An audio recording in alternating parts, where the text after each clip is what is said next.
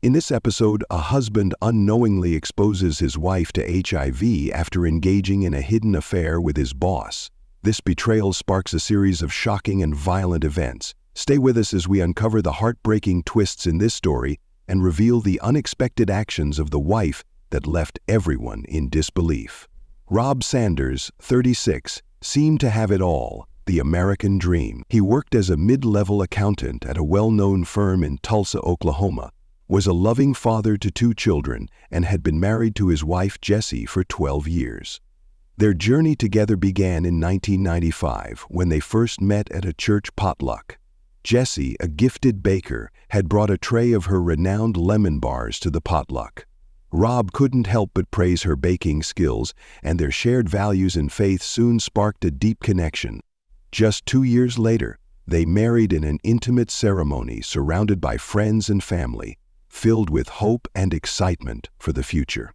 In the beginning, their years together seemed full of happiness. Jessie was always there to support Rob's career, and they created a cozy home filled with cherished family traditions. Yet, hidden beneath Rob's picture-perfect life was a secret struggle he couldn't escape. Raised in a strict Christian home, Rob struggled to suppress his attraction to men. For years he tried to bury these feelings, throwing himself into his faith, family, and career. But over time, the burden of concealing his true self grew heavier, making it increasingly difficult to cope. In 2008, Rob began to explore this part of himself. What started as private online searches and occasional hookups at places like Tulsa's Majestic Lounge gradually escalated into more intense and meaningful physical relationships. Rob's first gay affair was short-lived, but it marked the beginning of a journey he couldn't turn back from. By early 2009, he was deeply entangled in a secret relationship with his boss, David Carlisle, a charming executive at the firm. Their affair began during a work trip, when a simple dinner between the two turned into an unexpected and intimate encounter. For Rob, the affair with David was a mix of excitement and fear. He was constantly terrified of losing everything: his family, his career, and his reputation. But the pull was too strong to resist. As the days passed, the pressure of maintaining his double life grew overwhelming, leaving him struggling to keep it all together. At work, Rob started distancing himself from David, who had become more possessive and persistent, pressuring him for sex. At home, Rob was distracted, often missing family dinners as he took long drives or buried himself in work to avoid facing the truth. By April 2009, the cracks in his secret life began to show, and everything started to unravel. The weight of his lies became too much for Rob to bear, leaving him isolated and consumed by fear. He saw no escape from the web of deception he had created, and tragically, his story would end in his death. On April 22, 2009, Rob Sanders was found lifeless in his family home in Tulsa, Oklahoma. It was Jessie Sanders, Rob's wife, who discovered his body. The afternoon had been ordinary, around 4:30 p.m. when Jessie returned home after running errands with their 2 children. She had stopped by Walmart for groceries and made a quick detour to Baskin-Robbins for a sweet treat. When they arrived home, the house was unusually quiet. Jessie called out to Rob, thinking he was either in his home office or watching ESPN in the living room, but instead she found him collapsed on the floor near the kitchen table, a half-empty glass of iced tea resting on the counter nearby. At first, Jessie thought Rob might have fainted, but when she touched him, his skin was cold to the touch. A wave of panic rushed over her. She screamed for help, her voice echoing through the house, startling the children, who began crying in the hallway. In a panic, Jessie quickly dialed 911, her voice trembling as she described the scene. "He's not breathing, he's just lying here," she said, barely able to hold it together. "Please hurry," she pleaded with the dispatcher, her voice breaking. Within minutes, paramedics arrived, their ambulance lights flashing down the quiet suburban street, rushing to the scene. The paramedics tried CPR, but Rob showed no signs of life. He was pronounced dead at the scene. Jessie's sobs filled the house, her grief overwhelming as neighbors began to gather outside, drawn by the noise and confusion. The scene inside the house was perplexing. Rob's body had no visible injuries, and the area around him seemed undisturbed. The glass of iced tea, one of Rob's favorite drinks, was taken by paramedics as evidence, though at that moment no one suspected foul play. Jesse's neighbors described her as hysterical in the moments after the discovery. One neighbor, who lived next door, remembered seeing Jesse run outside and collapse on the lawn, clutching her children tightly. She just kept saying, "He can't be gone," over and over, she recalled, her voice full of sorrow. At first it was assumed that Rob had suffered a sudden medical emergency. However, when the autopsy report came back, showing signs of organ failure consistent with poisoning, authorities started to suspect foul play. What initially seemed like a tragic accident soon turned into the start of a startling criminal investigation. Tulsa police arrived at the Sanders home on the evening of April 23, 2009, shortly after Rob Sanders was pronounced dead. Lead investigator Detective Brian Callahan, a seasoned veteran with 15 years on the force and a reputation as a notorious womanizer, took charge of the scene. Known for his sharp instincts and meticulous approach, Callahan was determined to uncover the truth behind Rob's death, a man who appeared to embody the values of a devoted Christian husband and father. The scene offered few immediate clues. The house was neat, with no signs of forced entry or a struggle. Rob's body was found near the kitchen table, and the glass of iced tea remained untouched, still sitting there since paramedics had removed it. The iced tea was swiftly sent for toxicology testing, as Callahan's instincts told him something wasn't right. The following morning, the autopsy revealed troubling findings. The medical examiner identified acute kidney failure and crystal deposits in Rob's organs. Clear signs of ethylene glycol poisoning, a key ingredient in antifreeze. Toxicology tests confirmed that the poison had been ingested hours before Rob's death, shifting the investigation from a possible medical emergency to a probable case of foul play. Another unexpected revelation came from post-mortem blood tests, which added new layers to the mystery. Rob tested positive for HIV and other sexually transmitted diseases, a shocking revelation for Detective Callahan and his team. This discovery didn't match Rob's public image as a devoted family man who regularly attended church and volunteered in the community, adding yet another layer of complexity to the investigation. Callahan recognized that Rob's HIV status added a deeply personal and complex layer to the case, raising new questions about his private life. As detectives sifted through the Sanders home, they uncovered more peculiar details. Rob's laptop, stored in his home office, held a mix of work files and suspicious searches for gay porn dating websites, some catering specifically to men seeking sex with other men. Rob's cell phone, retrieved from his pocket, revealed text messages and emails to a contact labeled Hot Buns, which was later identified as David Carlisle, Rob's boss. These findings painted a starkly different picture of Rob's life than the one his friends and family had known. The police now faced growing pressure to handle the case with care, as the investigation delved deeper into the complex and hidden aspects of Rob's life. As the toxicology report confirmed poisoning and Rob's hidden life started to surface, the investigation took a more sinister direction. What followed was a tangled web of lies, betrayal, and deep sorrow. As the police scrutinized the Sanders home, their attention gradually turned to Rob's wife, Jessie Sanders. A well-known figure in both the church and local community theater, Jessie was recognized for her dramatic flair and tendency to wear her emotions on her sleeve. At first, investigators approached Jessie with compassion, acknowledging the shock of losing a husband. However, a closer look at her personal laptop revealed something far more troubling. As detectives examined her browsing history, they discovered unsettling search queries that raised serious questions. Among the searches were phrases like, "How to poison someone without them knowing," "antifreeze poisoning symptoms," and "undetectable poisons that mimic natural death." What made these searches even more damning were the timestamps.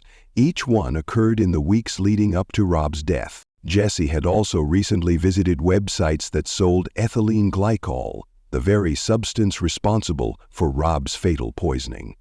When confronted with this evidence, she responded with a blend of denial and an intense display of grief.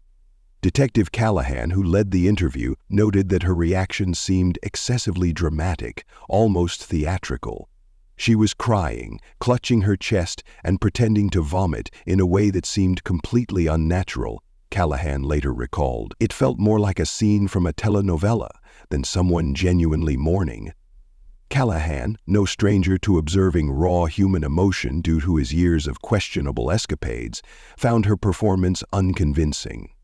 Sensing an opportunity, the police chose this moment to drop another bombshell when they revealed that Rob had tested positive for HIV and other sexually transmitted diseases.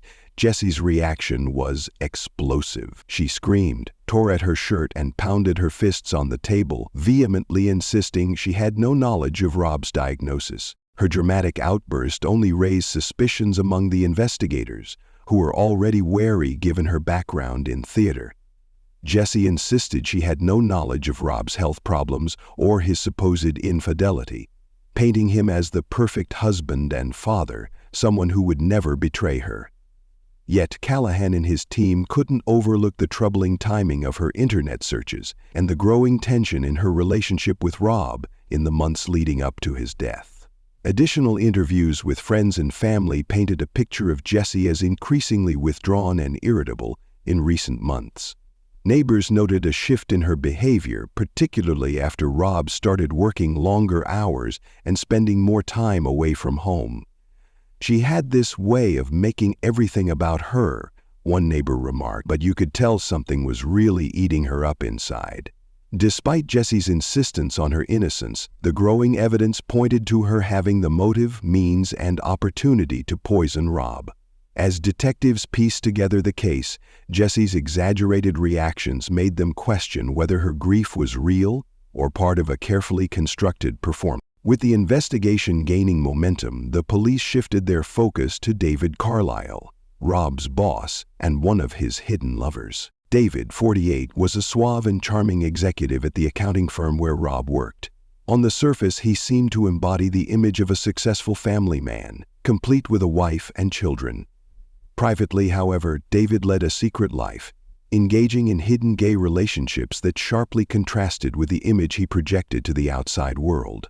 On a chilly April morning in 2009, detectives arrived at David's office in Tulsa. The building, marked by the sleek signage of a reputable firm, gave off an air of professionalism. However, the conversation inside David's office quickly turned into anything but ordinary. When confronted, David first denied any knowledge of Rob's HIV status or his death. But when detectives showed him the explicit text messages and emails exchanged between him and Rob, his facade began to fall apart. David finally admitted to having an affair with Rob, calling their relationship complicated. David disclosed that he and Rob had started their secret relationship a year prior, during late nights spent working on a demanding corporate project. He also confessed to having other affairs with men, explaining that he struggled with sex addiction.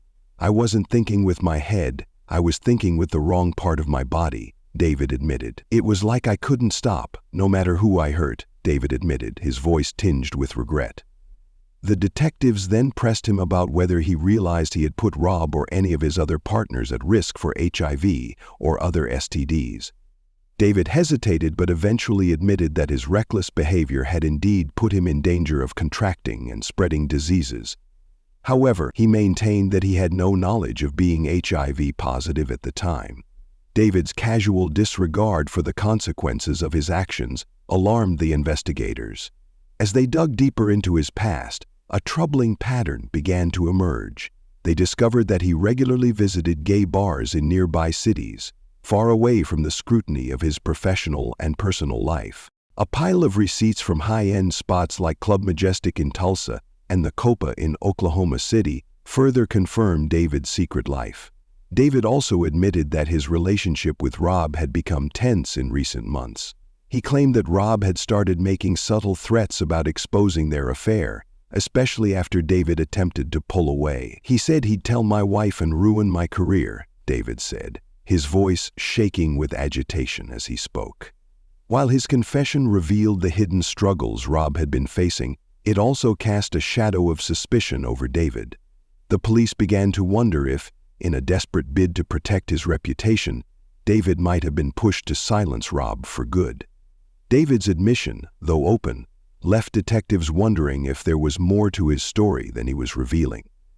By late April 2009, the investigation into Rob Sanders' death took an unexpected turn as two crucial pieces of new evidence emerged, unraveling an even more complex web of betrayal and deceit.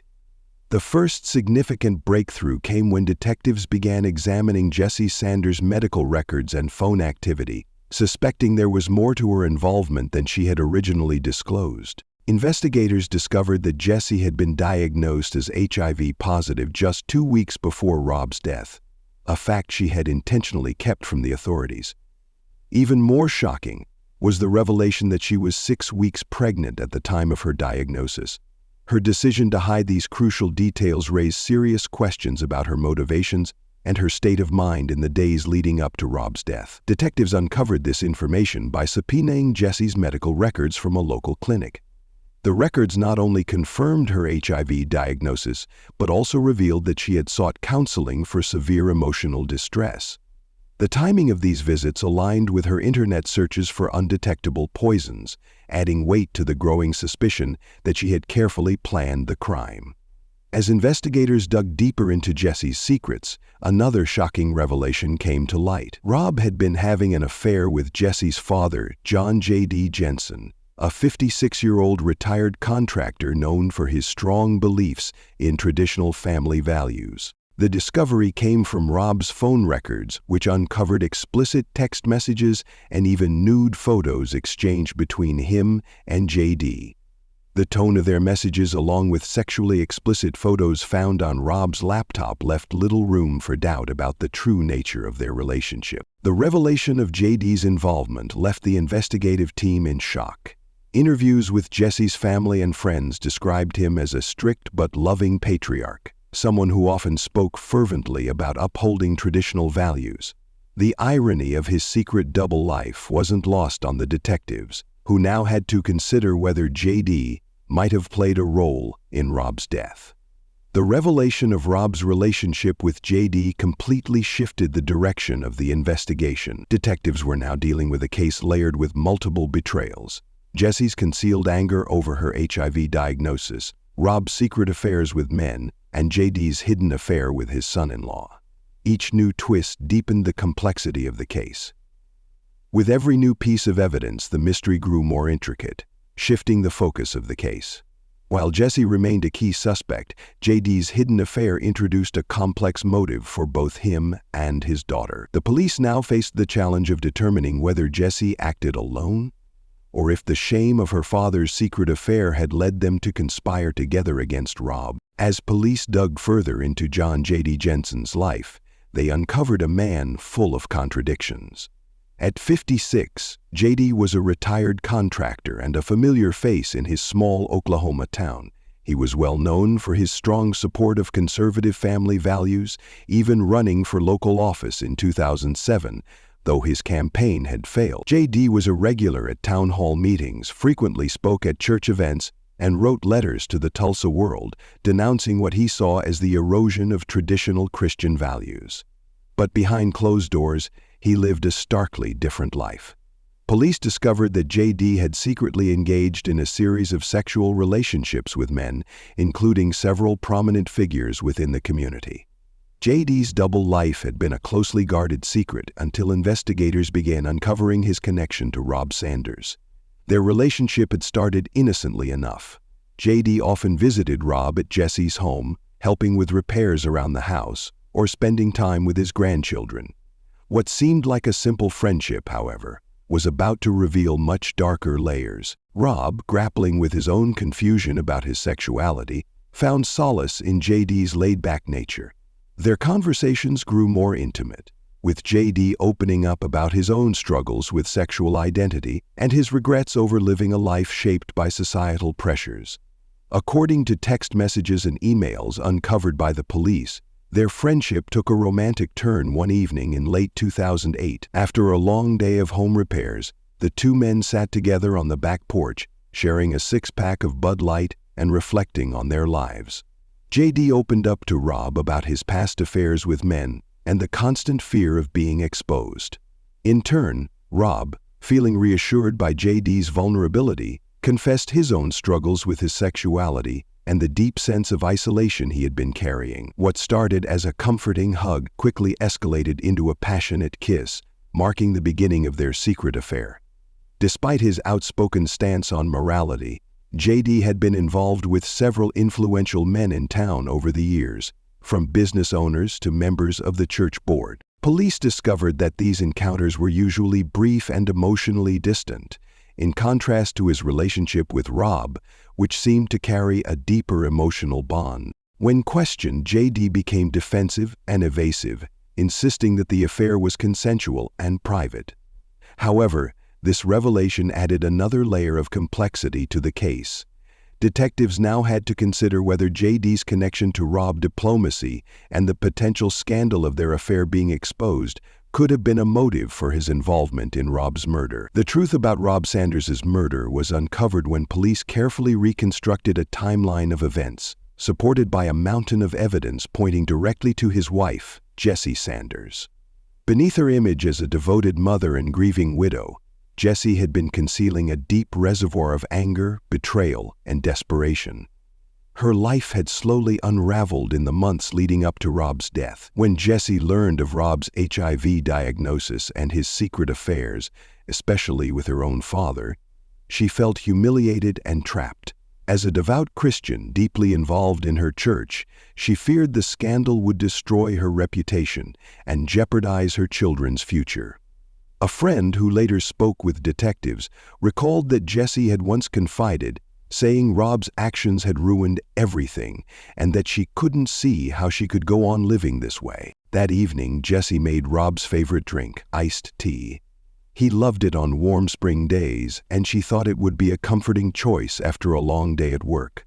But what Rob didn't know was that she had secretly laced the iced tea with antifreeze, a slow-acting poison that would cause severe organ damage and ultimately take his life. Despite her outward devotion, Jessie was now ensnared in a cycle of deep betrayal and rage. As Rob sat down to enjoy his drink, Jessie watched him with a mix of emotions. Was she angry? Yes.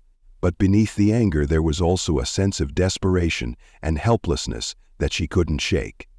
Was she devastated? Absolutely. But as the minutes ticked by and Rob began to feel the effects of the poison, Jessie maintained an eerie calm, her inner turmoil hidden behind a mask of composure. By the time Rob's condition worsened and he became violently ill, it was already too late. He collapsed in the living room, powerless against the effects of the poison. Jessie pretended to be horrified, dialing 911 and attempting to assist her husband. But when paramedics arrived, they found Rob unresponsive and in critical condition, with no sign of life left in him. Despite the paramedics' best efforts, Rob was declared dead at the scene. At first, it seemed like he had suffered a sudden medical emergency, but when the autopsy results came back, things didn't quite add up. The toxicology report revealed that Rob had died from antifreeze poisoning, prompting investigators to re-examine the circumstances of his death. What had initially seemed like an unfortunate accident quickly revealed itself to be a carefully orchestrated murder. As the police dug deeper into Jessie's actions in the days leading up to Rob's death, they uncovered a chilling pattern that painted a disturbing picture. Jessie's search history revealed a disturbing truth. She had been researching poisons online, with a particular focus on antifreeze. Her searches included terms like undetectable poisons and how to kill someone with antifreeze. It was now clear that Jessie had planned Rob's murder with chilling precision. Driven by the betrayal she felt over Rob's secret life and the devastation of learning she had contracted HIV from him, Jessie's emotions spiraled. When confronted with the evidence, she broke down in the interrogation room, fluctuating between defiant denials and dramatic sobbing. Her background in community theater made the detectives wary of her overly emotional outbursts, leaving them questioning the authenticity of her reactions. On May 5, 2009, Jessie was arrested and charged with first-degree murder. For her, The arrest marked the ultimate humiliation, as local news cameras, including those from KTUL Channel 8, captured her being escorted away in handcuffs. Jessie shouted, "I did it for my baby." Her words, though dramatic, highlighted the twisted reasoning behind her crime. By February 2010, Jessie Sanders' murder trial was underway. The courtroom in Tulsa, Oklahoma, was filled with spectators, journalists, and family members from both sides, all eager to witness the unfolding of a case that had captivated the town. The prosecution portrayed Jessie as a jealous and calculating woman, unable to cope with the humiliation of her husband's infidelity and secret life. However, the defense presented a different narrative. A battered wife defense not based on physical violence but on emotional abuse and betrayal. Jessie's attorneys argued that Rob's actions, particularly knowingly exposing her to HIV, were a form of severe abuse that pushed her to her breaking point. The defense claimed Jessie acted in self-defense, driven by overwhelming emotional and psychological distress caused by Rob's lies and reckless behavior. HIV is a life sentence, her lead attorney, Karen Fullerton, declared during the opening statements. By giving her this disease, Rob Sanders robbed Jessie of her health, her future, and her dignity. The defense presented evidence showing that Jessie had only discovered her HIV diagnosis weeks before the murder. Medical records revealed that she was under extreme stress, battling depression, and had sought counseling through her church. Friends and family testified that Jessie was a devoted wife and mother who had been blindsided by Rob's secret life, painting a picture of a woman pushed to her limits by betrayal and deceit. In a particularly emotional moment, Jessie took the stand. Sobbing uncontrollably, she recounted how her world shattered after discovering Rob's HIV status and his affairs with men, including her own father. "He broke every promise he ever made to me," she said, her voice filled with anguish. "I wasn't thinking clearly," Jessie continued, her voice trembling. "I was scared and angry. I didn't want him to hurt me or our children anymore." Her words seemed to hang in the air, an emotional plea for understanding of her actions as the courtroom fell silent. The defense focused intensely on the argument that Rob's deceit constituted a form of domestic abuse, citing studies on the psychological toll of betrayal in marriages.